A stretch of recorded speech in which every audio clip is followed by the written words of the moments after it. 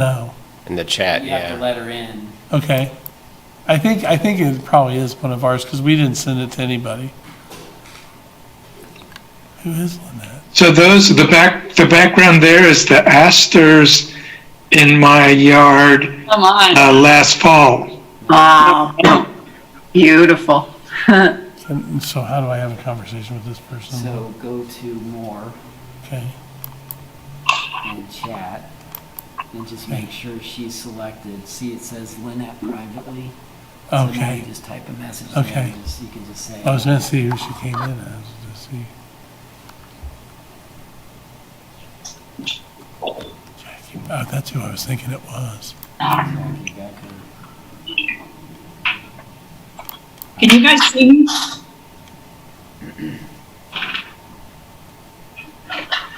Where's that other person? There's Jackie. There's Lee. No, there's Lee. I don't know who this Lynette is. Who's that?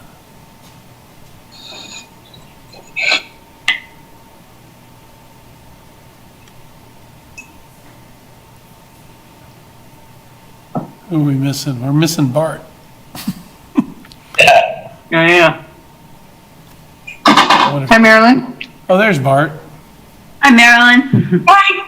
Bart, is that you, Lynette? Is that, I'm wondering if that's, Oh, yeah. Yeah. If he's using a different computer, yeah. he or she, I think that's Bart. it could show up as somebody else's computer. So how do I change the name, rename? So then you go to, Yeah, there we there you go. go. All right, Thank you. have a good meeting. Hey, thanks. Gosh.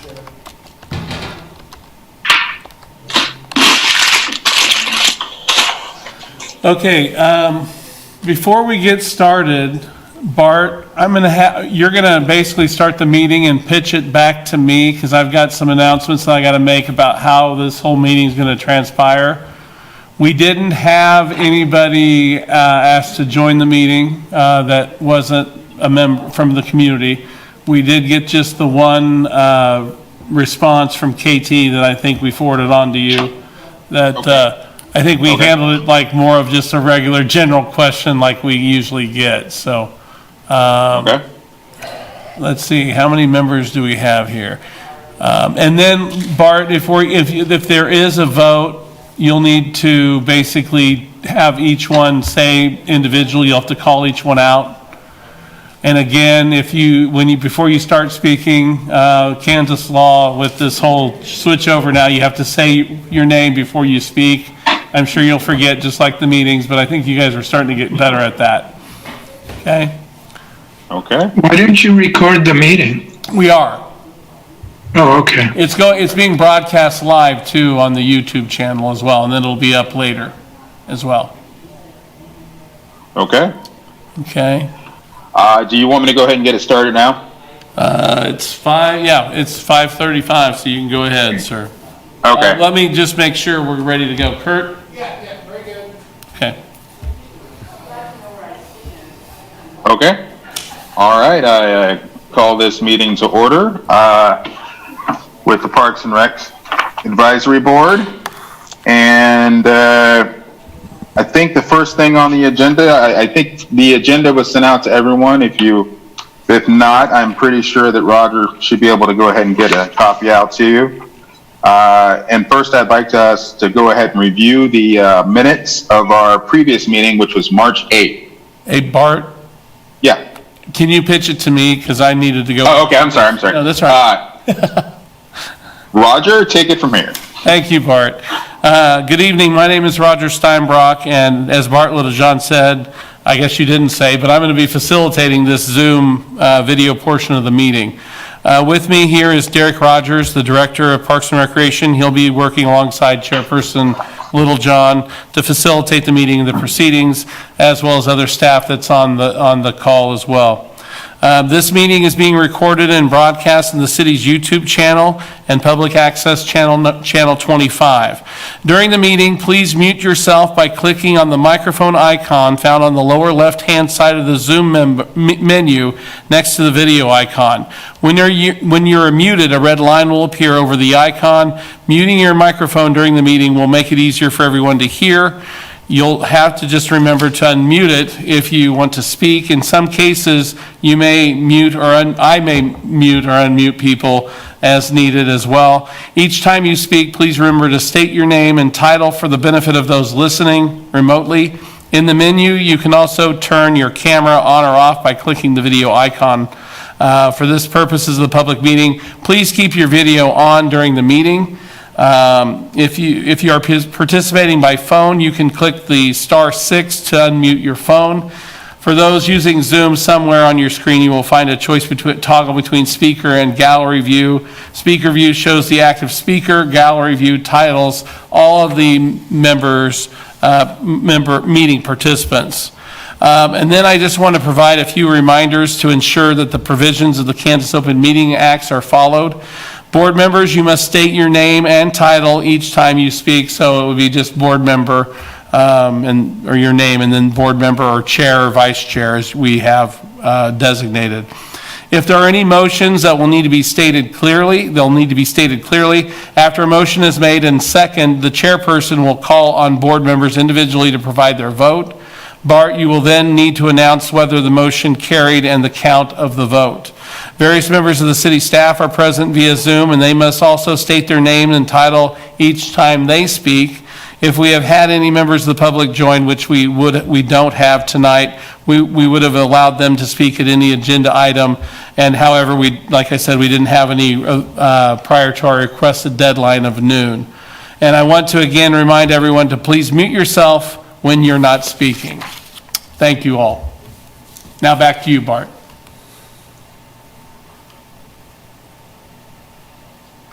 Thanks, Roger.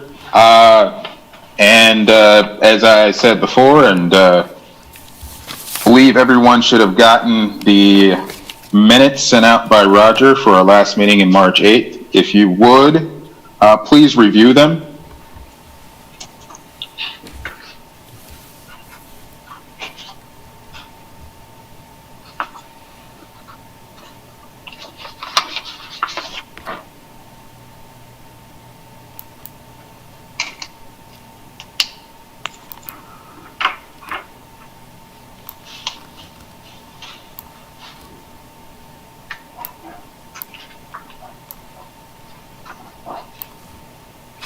Val waiting.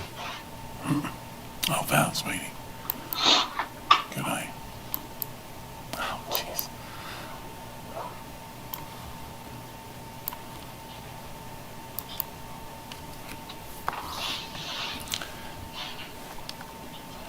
I'd like to make a motion. This is Pat Collette. I'd like to make a motion to approve the minutes as submitted.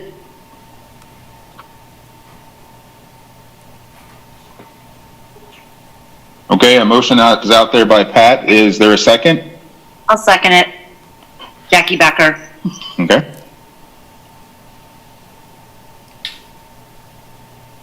And Val is joining us now, just to let you know. Bart, you're muted. Are you muted? Sorry I'm late. I got a new cat and she got out of the house.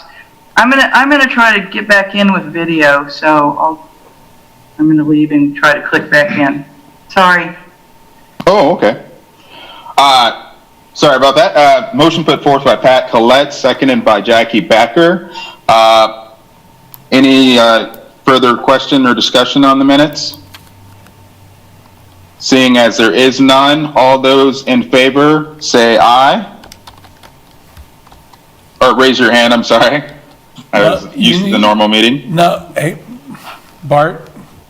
All right. Bart, Like, we need to do voice by individual. Yeah, that's what I read. Yeah, we need to do, Okay, you need to okay. call each one of them and do it individually, so. okay.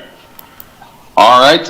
Looks like we have John Nalbandian in the affirmative, Pat Collette, John Affirmative. Blazek, Marilyn Hall, Jackie Becker, Sandy Hall. Sandy Hall, Pat Phillips. Pat Phillips.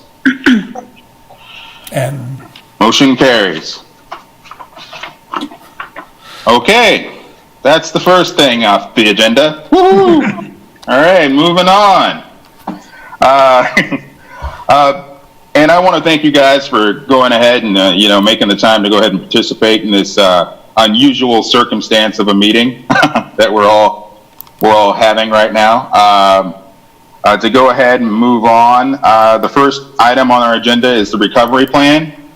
And if you would, Roger and Derek, if you would go ahead and let us know about that. Sure. Well, we'd really hoped we'd been able to release it today, but unfortunately that didn't happen. Our department's planning on releasing it tomorrow after the city announces the overarching plan for the city government. So there's some things I can talk in broad generalities, and as soon as we have it out, or have it ready to go, we'll send it to the advisory board before it goes public.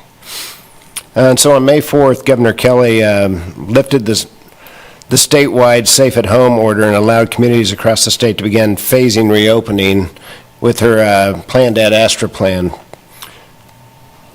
So the state's framework is based on the local communities and using its reopening. Each community has the authority to impose additional restrictions that is in the best interest of the health and safety of their residents, consistent with the decentralized public health system outlined in Kansas law. They can be more restrictive, but they cannot be less restrictive. Our administrative staff, the Lawrence Parks and Rec, has been working closely with city leadership, health professionals, other organizations across the state. We've been reviewing plans from National Recs and Park Association and Kansas Rec and Parks Association to develop our plan. The plan mirrors the state's plan with a phased-in approach using the same benchmarks and tentative dates for transitioning from phase to phase. The key is when you see the plan, don't get so focused on the date. It's more centered on the phases. And so kind of like the governor added a phase 1.5 recently, you could see the date slip farther out. So if you're thinking, say, June 1st, we're going to be in phase 2, that may or may not happen. Probably the most important thing to take away from the plan as we developed it, it's more important than to move quickly through the phases as to move carefully and responsibly through the phase plan approach, which allow us to return to productivity with keeping our staff and the patrons safe. So basically we're in, can I ask them to raise their hands? I guess that's a no-no. Because I could say, just basically, has everybody kind of looked at the state plan and seen that? Show of hands? Okay, I'm seeing head nods. So the commonalities there. Did everybody look at the phase 1.5 when the governor put that out? And I'm getting a lot of the phase nods. For us, the phase 1 and phase 1.5, there really isn't any change. At the phase 2, we were looking at what could we open, and the city commission meeting last week was very interesting. It tied to a lot of things, tied to budget, but a lot of it goes back to what the city does. So we'll get into the budget a little later, but what they talked about was choices for dealing with the impacts from the COVID-19 on budgets and revenues. Would you rather see property tax increases, raises of fees, or reductions of service levels or programs? So what I remember, and one of the things that stuck in my head was, look at what we're doing, what are the core programs that we're focused on, and lowering service levels would be the preference of what I gathered from the city commission meeting the other night. So in starting off slow, one of the things that we see as a core, and I think the mayor brought that up the other day, is I'm going to call it the summer playgrounds, which is our licensed daycare, child care. Summer camps are not allowed in phase 3, but until phase 3, but the licensed child care daycare, which is what some of our camps are, is allowed. And so that is one of the first things that we're hoping to stand up when we get to the first phase 2. along with some of the youth sports, the things that are outdoors. So it's going to be a gradual getting our feet wet as we open the doors.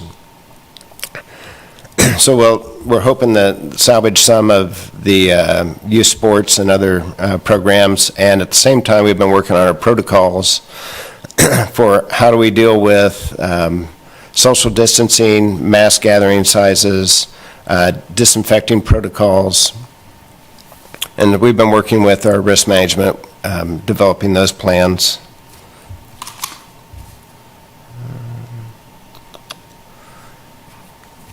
The phase out is scheduled for, if it stays on a timeline, June 29th. By the time we get the phase out, we're at near normal. But we also have to look at, like a lot of the departments across the country, the financial impacts, and some of the things we're looking at is, as we're losing, we have reduced revenues, is can we get some savings to help balance our budget for this year by reducing expenditures? And one of the things that is in consideration is, do we open an outdoor pool? If it's only going to be open potentially for 45 days. So, some communities threw in the towel early and canceled everything from now through the end of the year, and others in, say, Missouri may have opened up farther than we would in Kansas.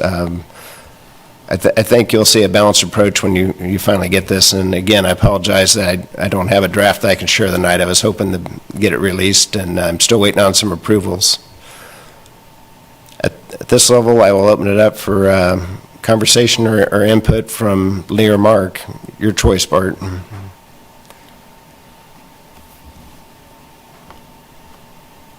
Is he frozen? Bart, are you frozen or are you on mute? I think he's frozen. I think we may have we lost him. Bart. Okay. So Jackie, you are now in charge. Oh, there he's back. He's back. Very quickly. So Bart, when did you cut out there? Why can't I unmute him? There you go. Just for about a minute. Okay. I lost it. I lost you guys. Okay. What would you like me to cover in a nutshell to bring you back up to speed, or I was going to open it up for questions? Is it anything different than when you and Jackie and I talked about it earlier? Yeah, I think one of our focuses has been trying to get the summer camps going in South Park. Okay. And trying to get sports teams able to practice following the guidance in the state plan about the social distancing, and so that hopefully by the time we get to phase 3, they can actually start playing some games and scrimmaging and still have some kind of summer. But yeah, I think we're pretty much tracking the same thing. Okay. Then you can go ahead and open it up to questions.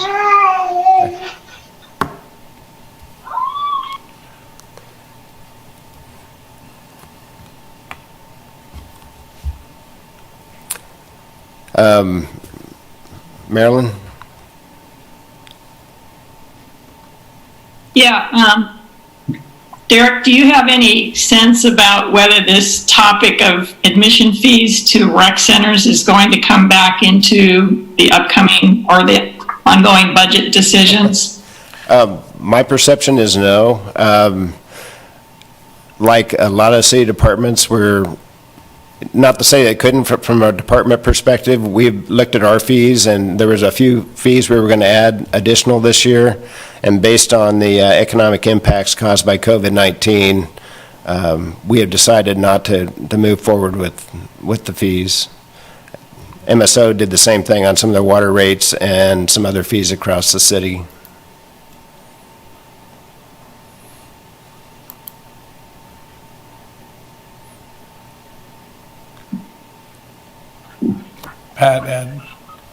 Pat, Yeah, Derek, you had mentioned looking at whether it's smart to open up the pool, given that it would only be for 45 days. Is that what I understood from you?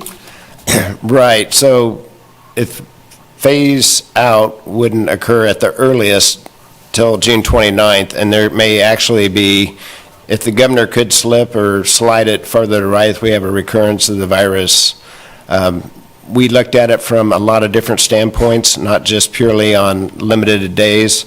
Number of staff it takes to open the pool, it takes 17 staff members versus 10 at the Indoor Aquatic Center. Also looked at training.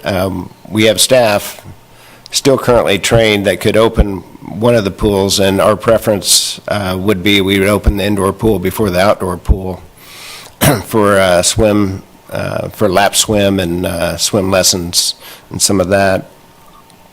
But it's also a financial implication this year based on budget too, on how do we address reduced revenues at the same time there's reduced expenses. Does it go hand in hand? And what will be the new social norm when people start coming out? And just reading some bloggers from around the city on different gyms, not ours. Their concern is from some of the community, do I want to go back to a private gym, and what's the safety factor? And that's going to be the same thing with our rec centers, I believe. Some of the community will come back and will embrace it with open arms, and some may be a little more reluctant. And it might be demographically related, or it might be health related. More questions on the aquatics? Jackie? Yeah, Jackie, go ahead and unmute yourself. Or do you want me to unmute you? Just a couple questions with that. Is there any safety reasons for, let's say, indoor versus outdoor pool? Obviously, people are saying being outdoors is better. Is there any higher risk level to the indoor pool than the outdoor pool that could be a difference? And then question 2 is, if the outdoor pool isn't open, would you still continue your free shower services that you're offering for people who might not have access to that in our community right now? The second question I'll answer first. We will continue to allow the showering of the unsheltered population in the city of Lawrence. Once the rec centers are open, then they will have shower facilities that will be available in the rec centers, whether it be the community building, Holcomb, East Lawrence Center, and they get used by the public for that too. The safety factors, that's kind of a close question on, you're probably safer in the outdoor environment. You still have to disinfect the benches, the seats, the touch surfaces, the door handles. There's days you have inclement weather. You may get more lap swimmers in the indoor. You do have a leisure side of the pool. Even in a normal year, the thing we balance is trying to have enough staff to keep all the amenities open, because kids want the slides and they want all that, and then they're upset when we don't have enough staff to keep all the amenities open. So that's a good question. I mean, part of what we looked at, besides the safety, was the budget. That being said, there's also the question of equitability. Is that a preference, and is that something that the community goes, okay, deal with it, and let's keep the indoor closed and go with outdoor? The same thing with the wading pool in South Park. Our proposal is to not open the wading pool. Yeah, but that comes down to social distancing in a big way, in that small piece of water compared to, other cities across the state have focused on the splash pads and disclosed them. I think those are discussions. This is a plan. This is a draft plan. But these are discussions we've been having recently.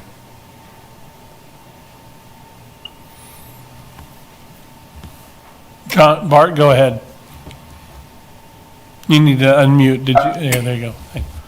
To actually a couple on the social distancing aspect, is there like preliminarily, have you guys determined that a certain number of people that would be allowed in there that you could safely space apart, or, you know, like, granted, you won't be able to control everybody, but at least you could do it initially, like saying we could only safely have this amount of people in this one space.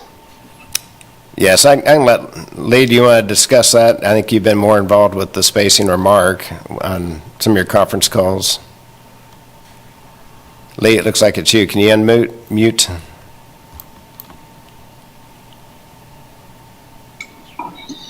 Yeah, as far as in sports, there's physical distancing anytime there's an activity. And so when we looked at the governor's plan and KRPA, Kansas Parks and Recreation Association, and, you know, several different directors throughout the state, and we asked this of the health, Douglas County Health, when we get to that 90, is that 90 per facility? Is it 90 per field? Is it 90? Because you're talking about 8 fields at YSC. And so they were saying it's 90 people per field. So that's 720 people in a facility. But then we have like X amount of restrooms. We got to figure out how often we clean them.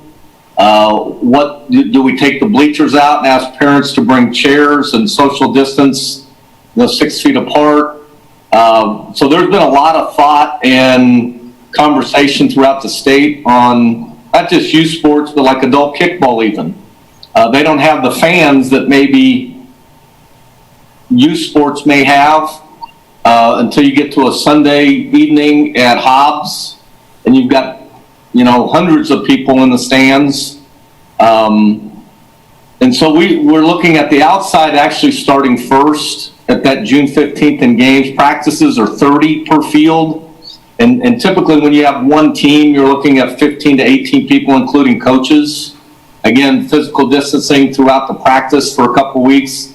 And then games being able to start on the 15th with 90. And then hopefully by July 1, then we get to the phase out stage and it opens up.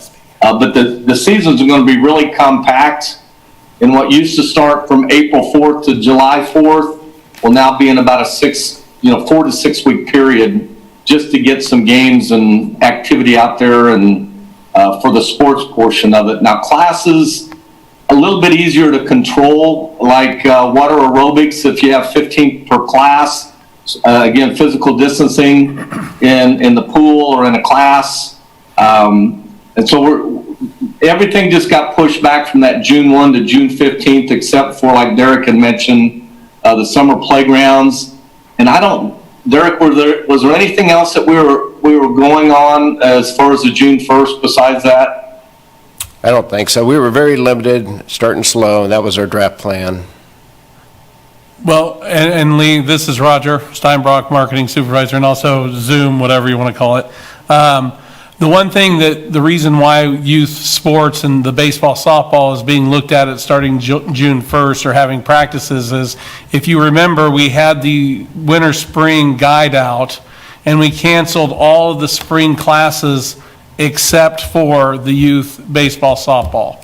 So we had all these people already registered for the program, and we're going to extend that deadline a little bit longer to get some kids that may have not gotten signed up yet before they actually form the teams and get them started on practicing on June 1st. So with games potentially going on after that, because right now it's like Lee said, it's just teams, individual teams. They can't do scrimmages at that first benchmark as he was talking about in that first phase, or second phase, I guess it would be.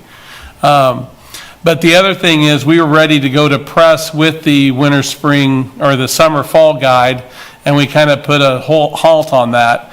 And so we won't be printing a guide for the summer, and we may not print one for the fall, again, to save money, but we're looking at putting all the classes online with some kind of, easy to find once we get everything put together. But we've had to have the programmers go back and recalibrate their classes, so to speak, maybe looking at dates and changing them as needed for some of their activities that they're going to hold this summer. So that's, again, also like Lee was saying, we're going to have a period of time for registration. We had started doing some summer camps, and we're getting ready to amp up on that right before this all happened. So we'll be opening up registration shortly after the release goes out for the summer camp program, or the playground program. It's, again, I don't want to cause concern with the word summer camp, because that's not actually allowed, but the licensed daycare program, Summer Playgrounds, is. So we'll be starting that registration shortly after the release as well for that program, followed by the other programs that we'll be offering throughout the summer. Mark's got something. Yeah, this is Mark Hecker. And the title, too, you might have put that in there. Mark Hecker, Assistant Director, Parks and Recreation, City of Lawrence. Thank you. Yeah, no problem. Bart, to answer your question a little bit on capacity, what a lot of the pools are doing across the state is basically defining a square footage. So in other words, each person gets a 6x6 space, so 36 square feet. So they're defining capacity by doing that, how many people could actually fit in this pool with proper social distancing. So in our model, we're probably looking at something that looks very different. So we're probably thinking lap lanes, we're probably thinking swim lessons, we're probably thinking aquatic programming. You probably won't see the drive by the outdoor pool if it was open and see 600 kids out there. So there's just no way to control that environment. So no matter which pool we open, I think you'll see a pretty restricted use just to control the social distancing aspect. The indoor pool allows a little better aspect of social distancing because you have two rooms. So you have leisure pool, lap pool, and then the lap pool's a square. So you can basically hold programs at each end and have lap swimming. If you think about the outdoor pool, it's kind of a U-shaped. So you're going to have a lot of overlapping uses. So there's quite a few things to think about. And, you know, like Lee said, we've been on programs with Kansas Recreation Parks folks from all over the state. Everybody's trying to answer the same questions. So everyone's kind of come up with answers together. So I don't know that there is a right or wrong. None of us have done this before, so. Lee, go ahead. Oh, you muted yourself, Lee. This is Lee Ice, Assistant Director of Parks and Recreation. You know, to give you an example, and one of the things, if you take the capacity out here at the sports pavilion is 3,800 people. If you divide that into 36 square feet for everybody, that's 105 that we could have in here. If we were at 100%. You know, I mean, that's just with the social distancing. And so depending upon the phases, and this I got from the KRPA, is they got 75 or 50% of capacity, and then you've got the square footage. And so as long as it doesn't exceed the number, I guess. So that's just another way to kind of look at it, keep it in perspective.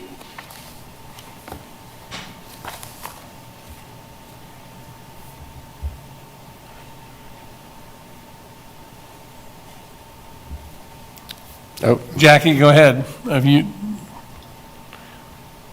Jackie Becker, just a couple more pool questions. So if you're doing the indoor pool then, is it going to be sort of like a sign up for the open swims? Are we still going to be offering services that are free to people who don't have as much money like they do for the outdoor pools where you can get free swimming and stuff like that? Or how did you see that working to actually allow people to swim? I see Lee looking at me, so I'll answer that one. We hand out, I can't remember how many, at least 1,000, I think it was 1,000 passes to the United Way and to other organizations. I'm sure we will figure out something to allow the community with equity of the ability to swim. Who knows what the new normal will be once we get the phase out? And I think that's where, at some point, that's where we'll get a lot of the free play, free swim. I don't know how many, obviously swim teams would love to do the lap swimming, but I don't know how many kids are initially going to be real excited about, well, you can come in and go swim laps. Not quite as exciting and interacting as with your friends. But yeah, we will definitely take into consideration the community and the equity.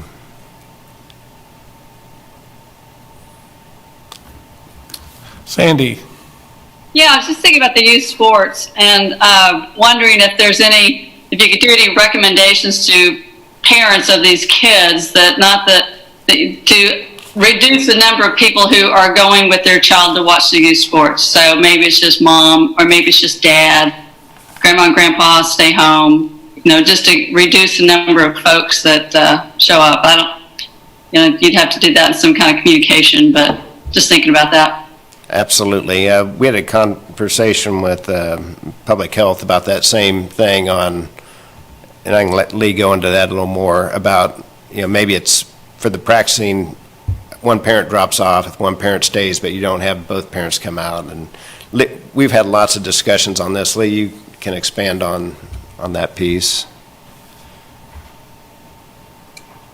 That's Lee, Assistant Director. Yeah, and I know Alex is going to get the information out, whether or not we recommend that one parent, especially if we're in that 90 and below, and you've got 60 kids or 15 kids on a team plus coaches, so you're going to have about 30 people actually on the field, so that leaves 60 in terms of spectators per field. Now, we may, again, ask them to bring their own lawn chairs. We may be pulling bleachers out completely. We ask them to 6-foot distancing. We may have them be on the outfield fence just to space them out. But I think initially, we got to get a feel of actually how many people are coming. But we may recommend one parent or two parents and no more than that, just to see how the numbers go. And we're looking at a 2-week window there that we're in that 90 before we get to June 29th, which hopefully by that time we're at, the phase out stage.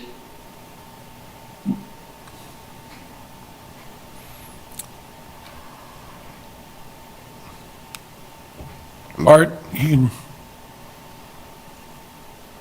And obviously, just to couple that, you guys have contingency plans in case that we're not at the phase out stage of like exactly what you guys would be doing in those circumstances? Lee's raises. Assistant Director, each one of my supervisors have been working on this since about the 1st of April. We've been looking at May 18th, June 1, June 15th, July 1. I've asked all of them to have plans for each one of those dates just in case as a backup. And going with that, then there's a drop dead date on, if we can't get youth sports up and going by the 15th of June, July 1's probably too late. Same thing with a few other programs, because now we're looking at school approximately the 10th, 15th, sometime in August. Will parents still be taking vacations? We don't know. For instance, baseball, softball, if we have 1,000 kids that have typically participated in our program, we don't even know if half of them will come back. I mean, particularly this year, it just depends upon parents, how comfortable they feel with everything that's going on. We'd like to think that we'd get 75% of them back, but we have no idea as far as the numbers of any of these things once we open them. But every one of them have a contingency plan just in case everything gets pushed back another 2 weeks, because some of them are probably already looking at the fall programs. And that's one of the things on the rec side that we always do, that it's 3-4 months in advance. And so what we've been doing since March 13th, when we closed the doors, they've been looking at plans for the summer, but also on when the fall programs come out. So we're hoping to get a few things started June 1. We hope we get a few more on June 15th. Maybe by the 4th of July, we're open and ready to go. But if not, then we'll probably scale back and be looking at the fall.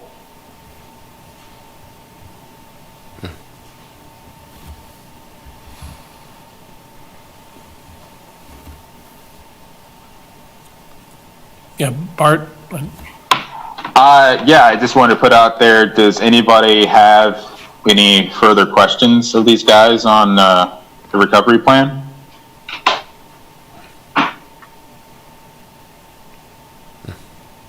John Nalbandian does, so.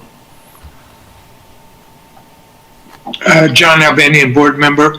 What about online classes? Roger, I'll let you, Oh, done more of the online stuff. I don't know. I mean, I don't know.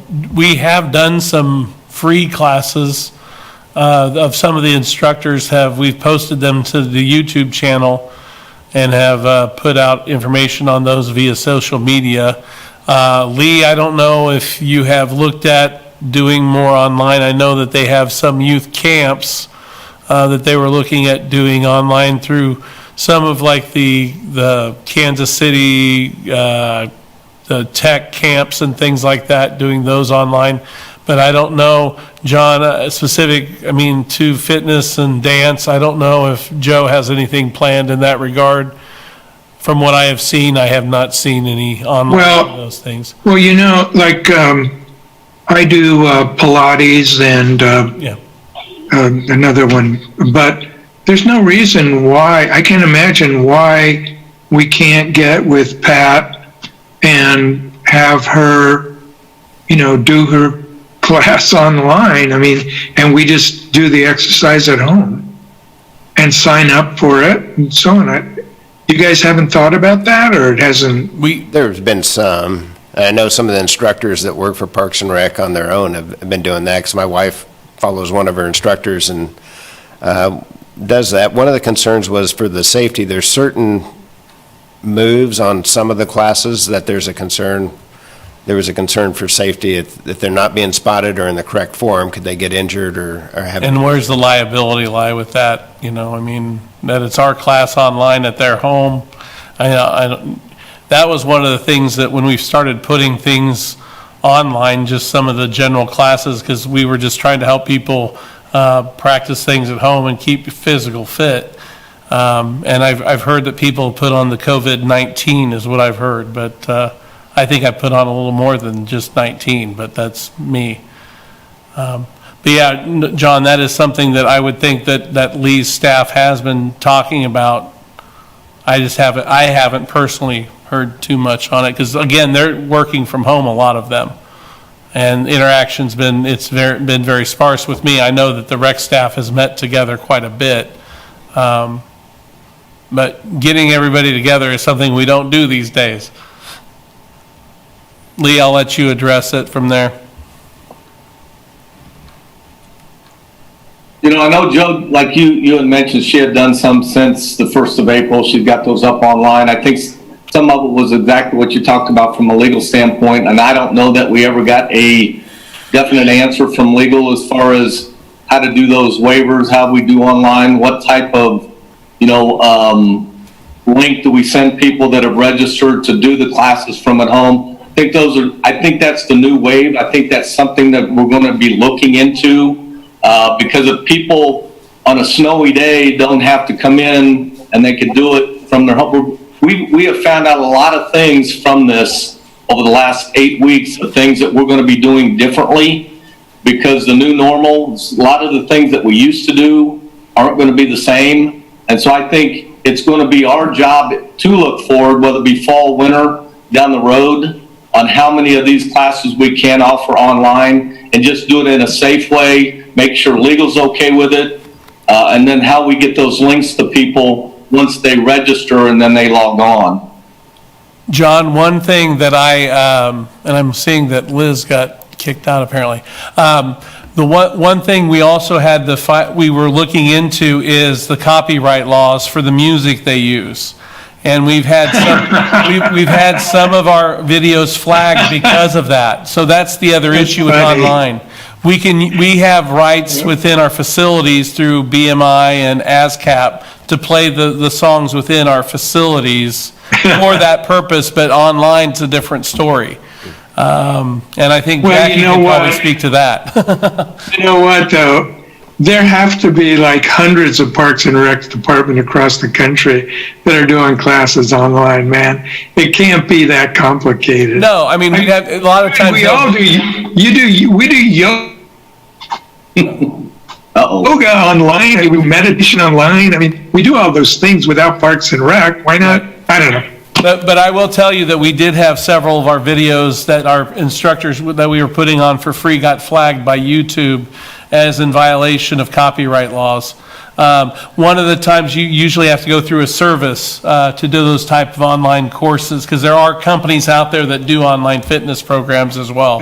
So those are all issues that we're going to have to look into, and I'm sure they are. Bart, I think Val has something as well here, potentially. Oh, I just wanted to say in regard to that, I'm doing yoga online too, but yeah, a lot of it depends on what props you have at home, and as Derek said, being spotted. And it's also asking these teachers who aren't tech people, you know, to suddenly become tech people with the Zoom and all of that, if the department doesn't have the IT resources, you know, to really handle each class. So I think that's kind of unfair to the teachers in a way, even though I agree that we need to move that way.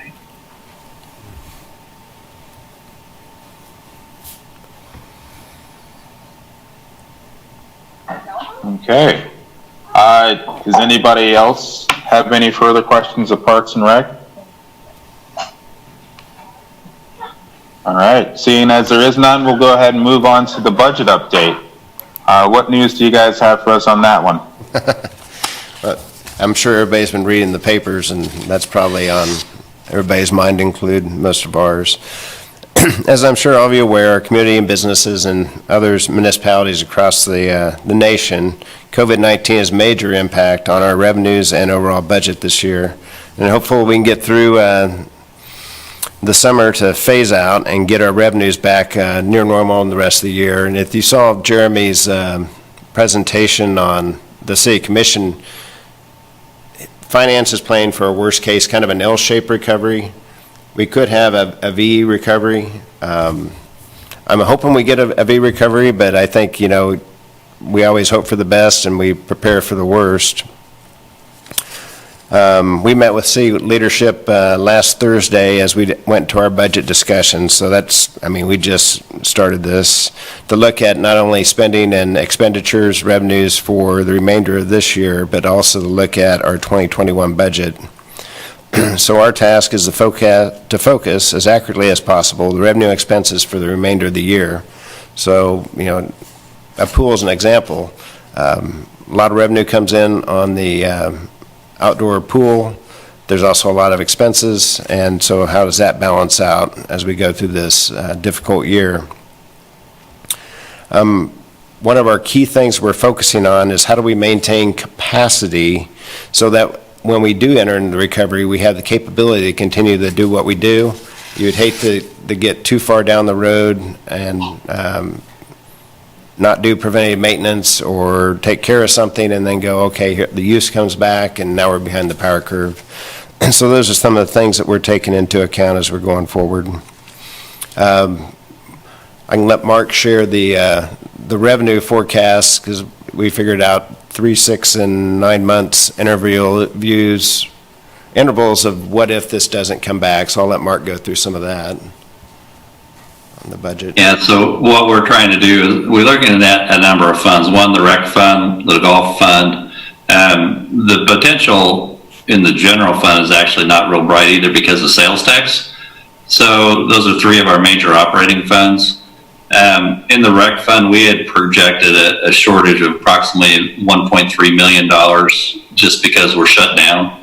And that was a fairly optimistic view that, you know, if we started opening things through the summer and then get back to somewhat normal in the fall, we would only be down $1.3 million. In a normal year, we produce about $3 million worth of fees in the rec division. So, you know, worst case scenario, we don't get this thing restarted this year, so we could be down as much as $3 million, which is the projection the finance department came out with to the city commission. So we're somewhere in that range from a large number to a very large number. The best we can do is just get open and hope that people start returning to normal. If it doesn't happen, there isn't magic we can pull out of our hat to correct that.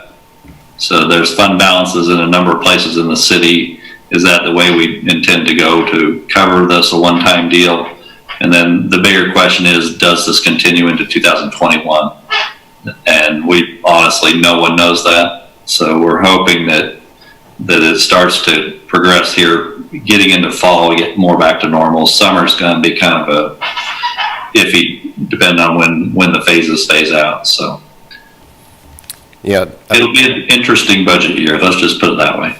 A few things, we were closed on the golf course for a couple of weeks, and they worked on their protocols, and yeah, I've got to give it to the folks out at the golf course. They really put a lot of thought in how they can do things online and get the tee time set up online. So they were able to improve the process. They've got a way of disinfecting the carts. So they've got revenue coming back in, and they're also filling any of the public, and they're doing it safely. So as we go through the phases, you know, their projections are not going to be as bad as initially thought if we couldn't get something up and running. Another interesting thing, and this was brought up at the city commission meeting, I believe by the city manager, correct me if I'm wrong, anybody, but one of the things that was suggested, you know, we have the rec fund, I think the guest tax fund, there was a couple other funds that seems to get a lot of highlight when there's budget shortfalls, whereas if they'd been in the general fund, it would just be, it's a city fund, and they'll deal with it overall. So I'm thinking that was suggested, and that might be part of the outcome is, you know, is the rec fund included in the general fund, or, you know, is golf included in there? I don't know, but that's part of the discussions that are things we're looking at with finance.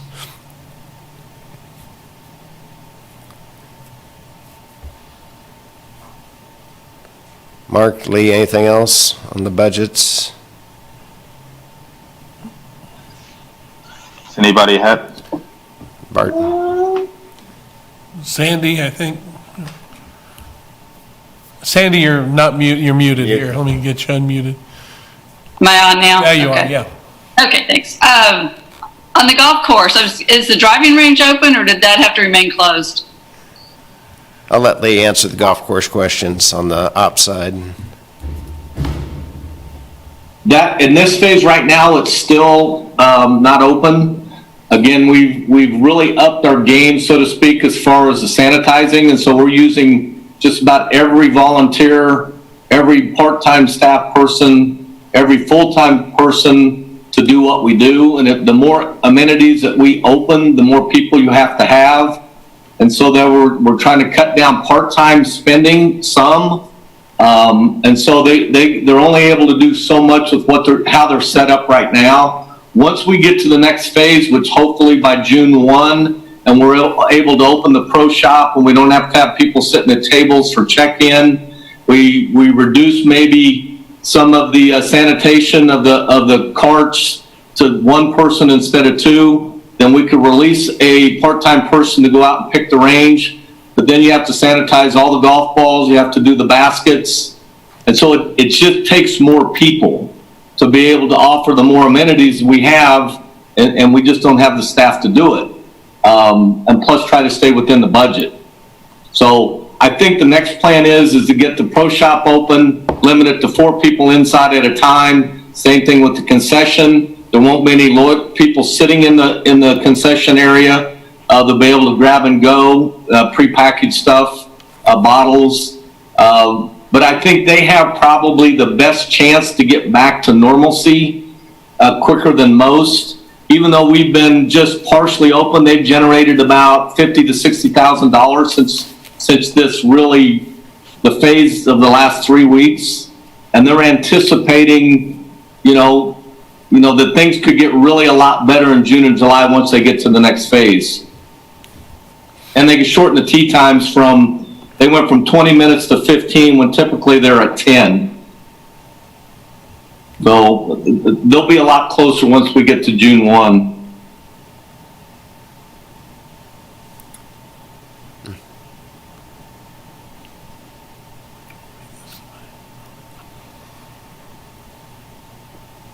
For a second there, I thought we lost John. Okay.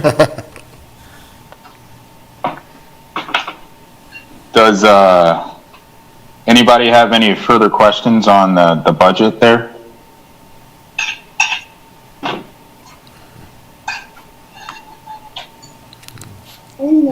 Okay. And before we move on, I just realized something. John, I didn't mean to cut you off earlier on your point about the online classes. I think that is pretty important. And if we could find a way to kind of figure out a way to do that, because I seriously doubt that people are going to want to be out in more integrated social situations with a lot of other people. And if they had the choice to go ahead and do it from the safety of their home, they would rather do it. So I think it would behoove us to go ahead and figure out a solution to that if we could. So I just wanted to go ahead and put that out there.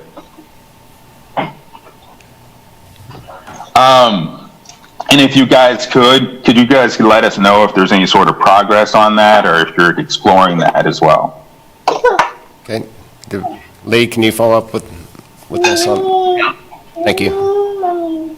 I'll check with Joe and the people that are doing the classes. Okay, thanks, Lee. Jackie has a hand Art, up. Jackie has her hand up, so. Jackie Becker, I will say that from a sound perspective, music perspective, you will have to find music that is not copyrighted. So probably keep that in the forefront. You know, you have to have creative music that's been licensed, or they're not going to let you do it. So just think about that when you're moving forward on it too. Yes. Thanks for that point, Jackie. That's a good point. Marilyn? The other thing I would say, if you go Marilyn, online, you want to state your name? Sorry. Marilyn Hull, member.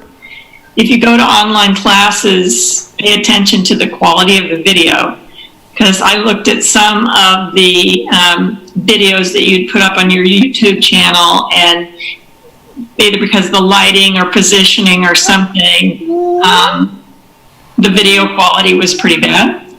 So I think if you want to start doing some, it'd be better to do a few and try to do them well from a technical perspective, rather than trying to do a whole bunch that are not good in terms of their quality. Yeah.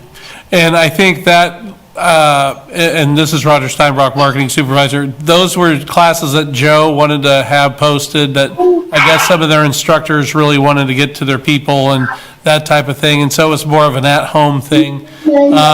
In terms of future, I would think that we would have the instructor come into a place to do the workout. And we control that site a lot better than what just is that somebody at home. We'd have to carve out a space in one of the facilities and make it sure that we have lighting and all of that stuff to make it the professional quality. My part-time person did a couple videos, 3 videos in fact. One, he did a workout in his home, which I thought was a pretty good quality. And then he had one for seniors, a chair type exercise.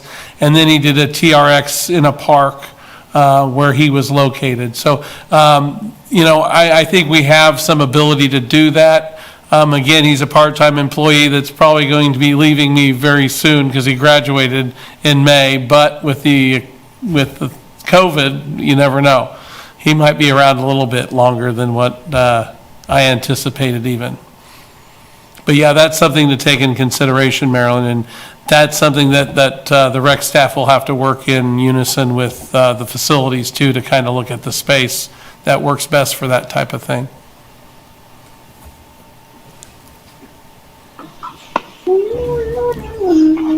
John Nalbandian has a question. Well, you know, if it's online, there's no reason why the instructor has to be in Lawrence. I mean, you know, there's the potential. If other places are doing this, there's the potential of just signing on to what other places are doing, and the enrollment fee could then be used to buy into whatever else somebody's doing. I mean, there's so many possibilities here that it seems interesting and exciting to me.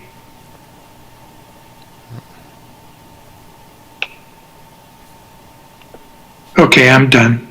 Yeah, this is Lee, and I'm going to follow up with John, because I've talked to several Parks and Recreation people that you can find a professional that's doing it in another city and contract them to do it and receive a cut of what they're getting. I mean, that's where people are going now.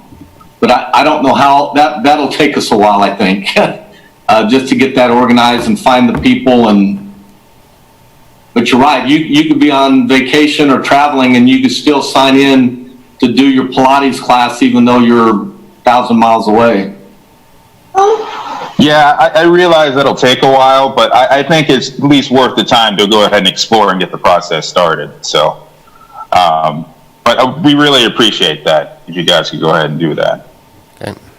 Now moving on, I believe the next item on the agenda is the sponsorship update. Roger, do you want me to do it? Yeah, why not? Okay. We have our contract with LMH on sponsorship is up September of this year. The great news is we will no longer be paying a portion of our sponsorship that we get from LMH to a party that helped us get that sponsorship.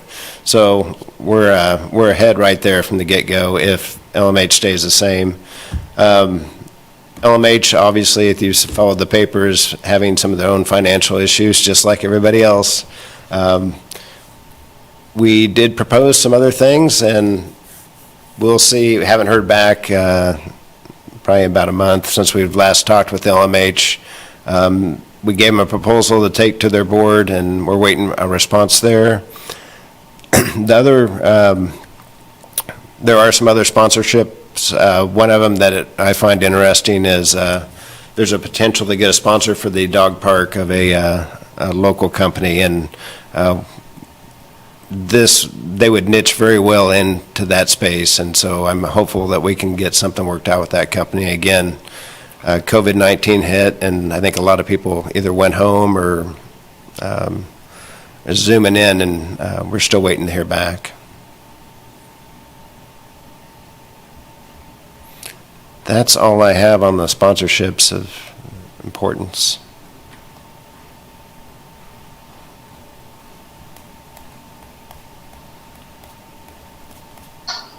Jack? Oh, sorry. Pat, did you have Pat Collette? Yes, this is Pat Collette, board member. I just had a question about the LMH arrangement at the sports pavilion. I understand that the physical therapy is moving to their new facility, I guess, August or September. Will that affect operations at the sports pavilion or our relationship with LMH? From what I recall from our conversations, they still wanted to keep that space, so that was Okay. used. And I think the lease is still ongoing with that one. Mark, do you happen to know the ending date of that one, or Lee? I'm thinking it's continued on for a period of time.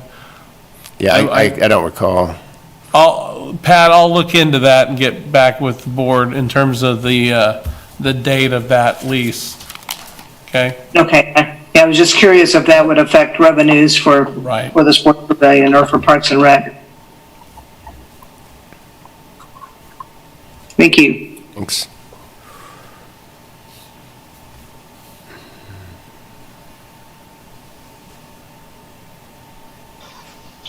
Okay, do we have any further questions on sponsorships?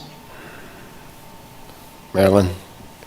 I can't tell if John's hand's up. He must be reaching out for something else, but I know Marilyn had. I know Marilyn's was. Marilyn Hall's hand was up. In the last budget cycle, the commission, I think there was some talk about us being Parks and Rec, increasing sponsorship revenue. Is there, and you may not be able to answer this, but is that still an expectation?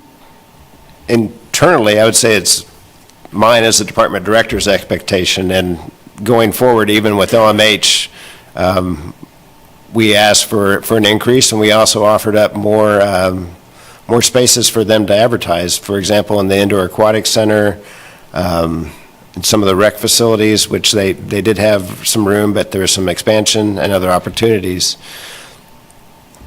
And we had an intern, we still have an intern, who had worked, and he's actually did quite a bit homegrown of the sponsorships and Sports Pavilion Lawrence with the signage.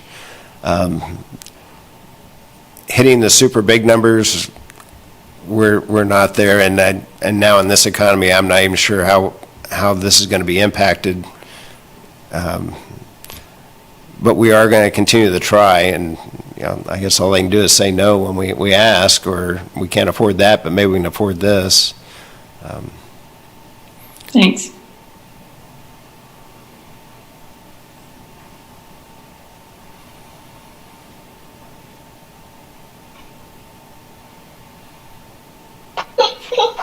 I apologize about that, guys. My son was making funny faces at me, so.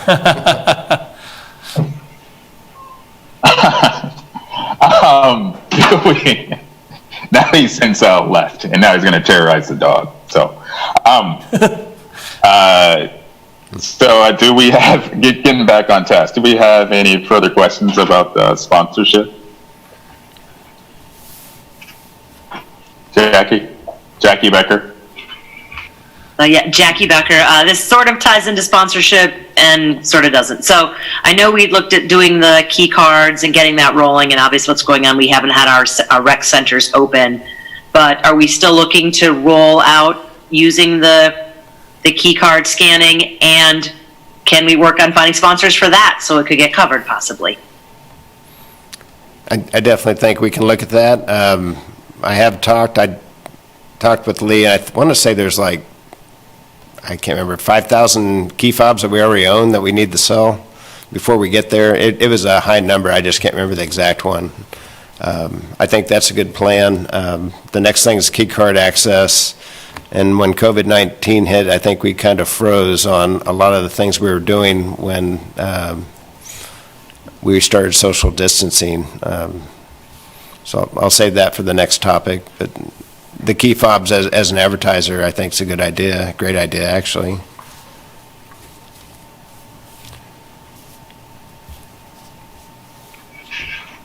Good call, Derek. That actually rolls us into the next topic on the agenda, the key card or key fob / access to facilities, the update for that.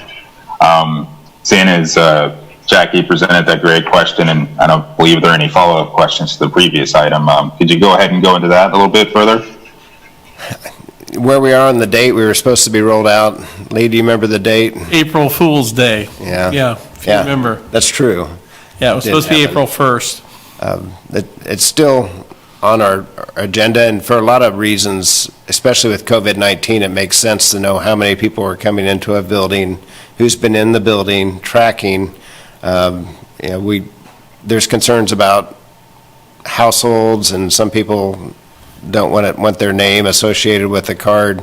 In a lot of ways, if something happens with COVID-19, wouldn't you like to know who is in that facility if it was infected, so you can alert the other people that may have been to that facility? So I think it drives home even a greater need besides just knowing how many people come in a facility. Once we get our staff back in the facilities, we can give you a better update on that. And I'll just follow up too, if I could, on that, Bart. Roger Steinbrock Marketing. One of the things we have done is we were looking at all the technology. We bought new scanners for all the facilities so that they would be able to scan in folks. Some of that has been installed. I think there's a couple locations that we still need to do some testing on. But when people are gone and, the system's kind of down in certain respects, to me, we've got to do some troubleshooting here and there along the lines of that. We also have installed new credit card chip readers at all our locations. Again, that was prior to COVID, but it also will alleviate people touching credit cards and passing that on. So that's a measure that we actually were implementing already. One of the other things that has caused us some consternation within our system, and it's kind of a blessing that we've been down, is we switched some of our credit card processing folks. We had a three process thing. We had plug and play, and then it went to someplace else before it went to the bank with a credit card. This new company we've hired goes directly from them after it gets swiped to them to the bank. So we're saving about $700 a month by utilizing this. But I will tell you, we're using some of that cost savings to pay for the lease of those chip readers, because that's about 500. So we still have some savings there overall, so that's a good thing. But again, yeah, we had to kind of get the technology set up, and we're trying to get staff acclimated to it, and then we're going to implement. To me, it's kind of, I think, I don't know if we really want to start it like right after we start back up. I think we'll probably start shortly. We could probably still start in the fall or the first of the year to maybe start looking at that and getting that data that we so vitally need. I mean, I think there will be definitely a reintroduction process because no one's mind's exactly on it right now. So I think that would probably be prudent to kind of phase it in or gradually restart it. Yeah, I wish we would have been further along, because I think we could have set it up a little bit right when people come back. Here's your card and let's go. But if we had started the process, I think it would have been easier to start back up. And since we hadn't really started, I think we need to kind of relook at it, retool the whole plan, and kind of reintroduce it, like you said.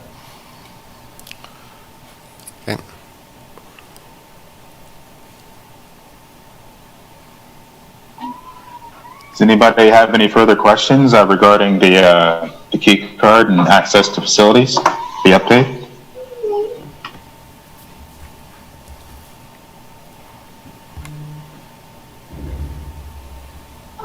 Okay, seeing as there is none, I think that's the end of our agenda.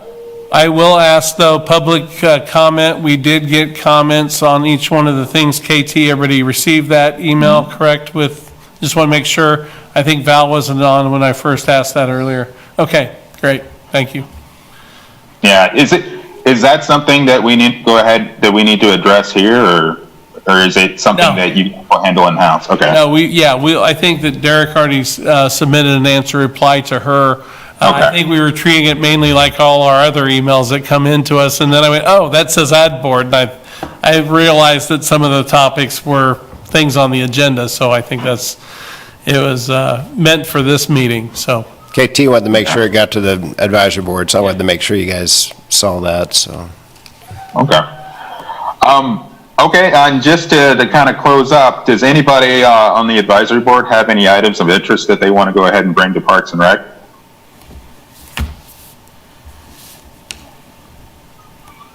Marilyn Hall, she has her hand raised.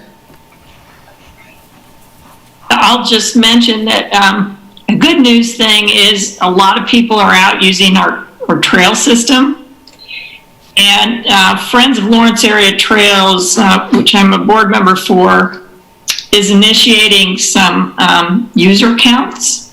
So volunteers will be stationed at different places around the Lawrence Loop at different times to try to capture some updated counts of usage.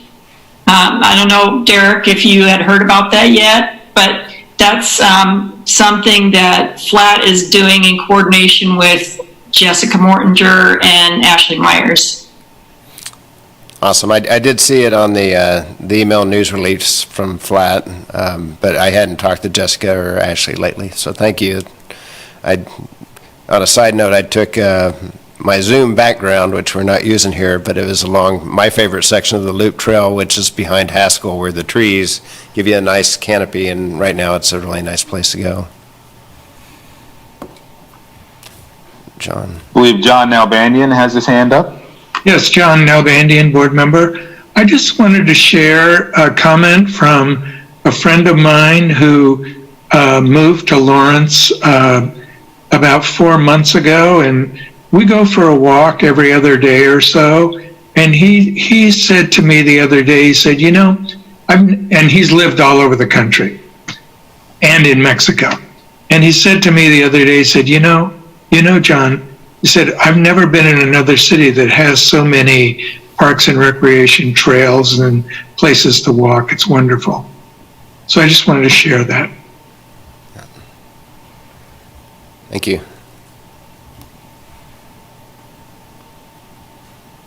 I know that I definitely sent you guys an email to go ahead and send to the Parks and Rec crew just letting them know. I'm not sure if you guys were aware, but I sent Derek an email to go ahead and forward to everybody in Parks and Rec just to let them know that what the board feels about their efforts during this trying time and how much we appreciate everything that they've done in the past and now. They're a truly superb group of people that are coming through in a crisis unbelievably. So I definitely just wanted to echo that and reiterate that you guys are truly appreciated, and I think all of Lawrence is lucky to have you. Thank you, Bart. Go ahead. Did you guys get that too? I think I forwarded that out to everybody, didn't I? Yeah? Okay, thank you. I couldn't remember. This has been a whirlwind 2 months.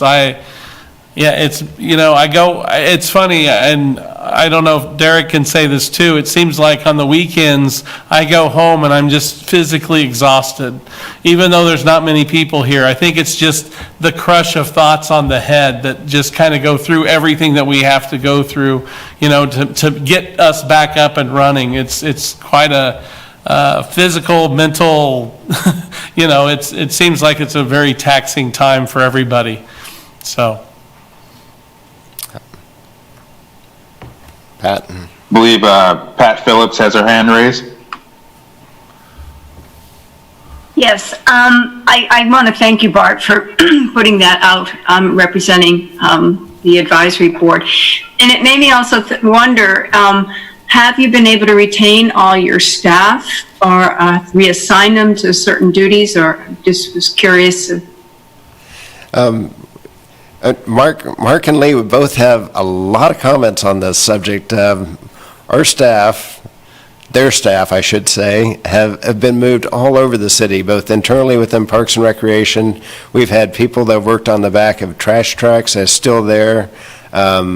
We have the meter readers, the parking transit people downtown are planting flowers, and they're enjoying it. So all over the city, from less non-essential functions. Non-essential will get me in trouble with some of our staff and some of the people, because every function is essential, believe me. But I'll let Mark comment first on the reassignments of duties and give you his perspective. Yeah, something we haven't really talked about is we've been operating under incident command structure. So the departmental structure isn't really how we worked. So Derek's been off doing the unified command with the county. So Lee and I have been kind of running things with our department, and we literally had half of our staff reassigned to other entities within the city that were considered higher function.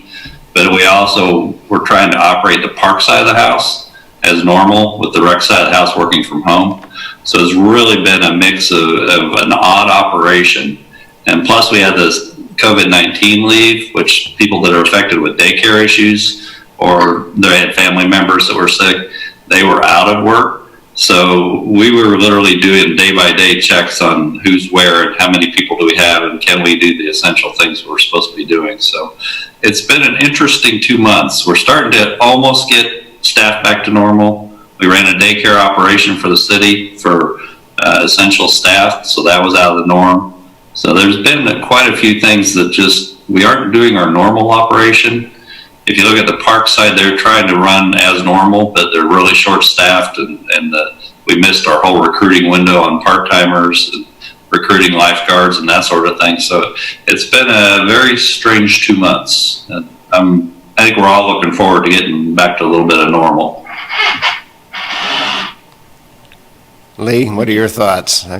Well, just to add what Mark had talked about, there's 25 staff members on the recreation side, 12 of those of which were reassigned throughout this. The supervisor been working basically on the recovery part of it. So as in the Zoom meetings that we've had in the last 2 weeks, it's our time. Because the front end of it, they went home, they started the planning, all the things to look forward to towards the recovery stage. Now that we've got kind of the green light, it's their time to shine, so to speak, to provide what they've been working on from home. We've had several programmers, like Mark said. We had four of those people on lawnmowers, riding mowers, weed eaters, We had 8 staff members that were down with the daycare. So they've really done a great job, but I think they're all ready to come back to work. Myself, Mark, Derek, Roger, Pat, there's been 2 of us virtually out here in 130,000 square feet, so I got a pretty big office, and pretty well social distance in that time. And I'm ready to start seeing staff come back to work too. And the public. Yeah, and the public. Yeah.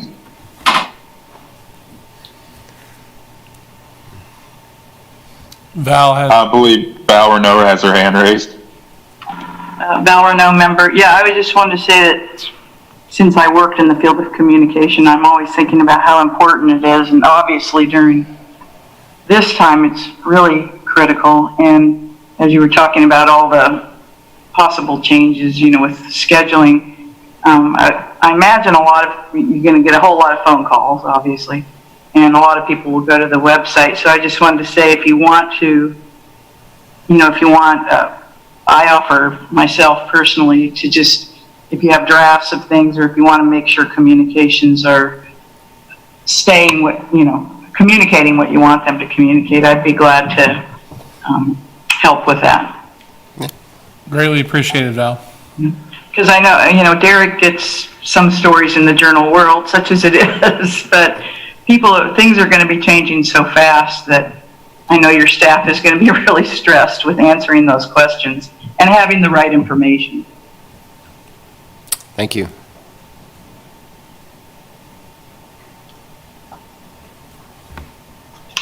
Oh, Marilyn? Marilyn Hall has her hand up.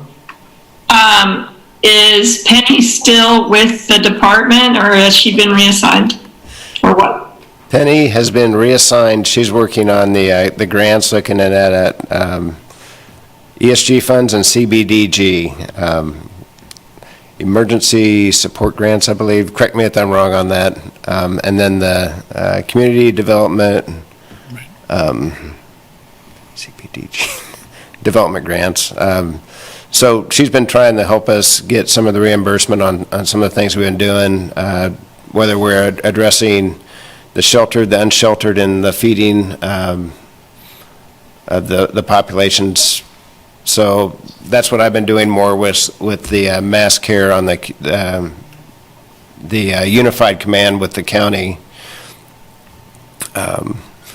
So the city and the county have been working closely together to try to take advantage of the resources they have available to meet the needs and what could be reimbursable, but they also know that they need to plan that they may not get reimbursed for any of this, but there's still that need.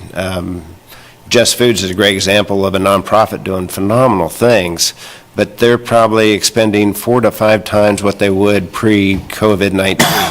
So they're probably spending now into their September or October budgets, so they're going to have some issues on trying to get some fundraisers going. So a lot of the things that go on in the community, dealing with fundraising and helping the nonprofits just isn't going on, and that's what's regrettable.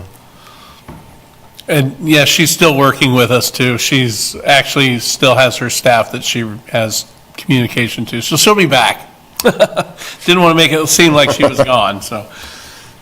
Because I'm only warming this seat for a while. That's just to let you know. And you guys can feel at ease that she'll be coming back to this seat.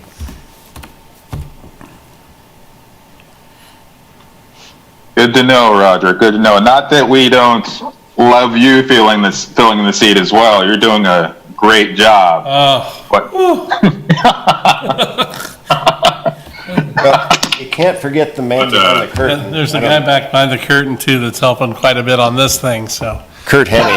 He's the wizard. Absolutely. Okay. Does anybody else have anything else before we go ahead and kind of wrap it up? Roger, do we want to talk about our next meeting? That's what I was just going to say. It is scheduled for June 8th. And from what I understand, this will be the setup until we hear otherwise from the state. So we can plan on doing this unless there are some changes to that from the state. And then, of course, the city that'll dictate what we do. So I I think it went pretty smoothly, except for the little hitch at the beginning with our sound, not hearing you guys, and ladies. But we got that fixed. I think it's, technology is a wonderful thing. And I think this whole thing has allowed us, just like John was talking about, looking at different ways to streaming our services. Technology allows us to do that, and we have to embrace it as much as we can, I think, to be more productive in the end. So June 8th. All right, June 8th. And we certainly appreciate you guys putting this together and helping us to continue these meetings. So with that being said, does anybody have a motion out there? They must want to stay here all night. John Nalbandian, I'll move that we adjourn. I could second that. Sandy Hall. Okay. All those in favor, please raise your hand. Looking to see, there's none opposed. All right, we are adjourned. Thank you guys for meeting. It's good to see We you. appreciate it. Thank you. Good evening. Thank you. Good to see everyone. See you guys. Good to see everyone as well. Bye-bye. Bye, everyone.